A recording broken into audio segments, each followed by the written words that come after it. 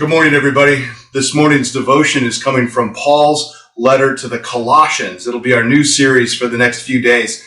And we're going to start in chapter 1. This morning, we're only reading verses 1 through 23. Now, quick background. The church in Colossae was probably started in the year 55 to 56, about the same time that Paul spent 3 years in Ephesus. Colossae is 100 miles to the east of Ephesus, and it's thought that travelers from Colossae found themselves in Ephesus, heard the good news being preached there, and brought it back to their community and established a church there. We actually don't know that Paul ever made it to them, but he ended up having a relationship with them.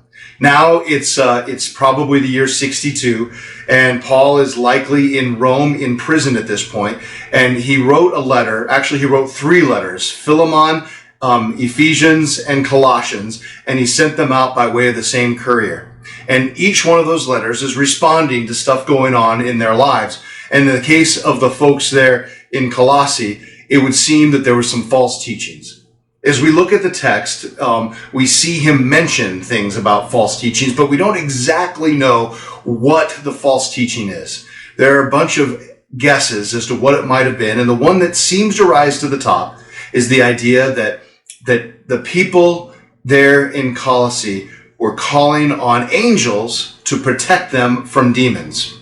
Now, Paul doesn't have a problem with the idea that there's dark forces trying to get us, but his concern is that we shouldn't be calling on the angels to protect us. We should be calling on Jesus Christ to protect us. He is our path to salvation. In verse 15, Paul writes this: Christ is the visible image of the invisible God. He existed before anything was created and is supreme over all creation. For through him, God created everything in the heavenly realms and on earth. He made the things we can see and the things that we can't see, such as thrones, kingdoms, rulers, and authorities in the unseen world. Everything was created through him and for him. Paul's point is that we have no need to call upon any other spiritual forces. We have access directly to God through Jesus Christ. And that lesson is going to be what we see woven through this entire letter. This is the letter that is most heavy in focusing our attention on the reality of Jesus Christ's presence in our lives. Now, of course, that's in all of Paul's letters, but he really nails it because in this circumstance, it would seem that people were being drawn in what they thought was a good way, but off track.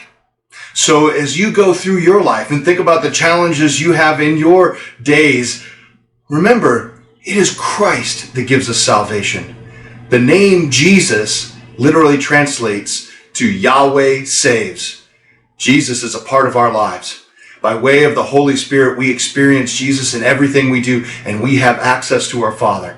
There's no need to look anywhere else. Jesus saves. Have a great day, everyone.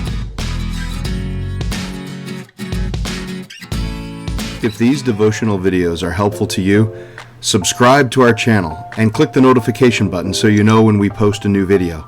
And of course, please share them with others.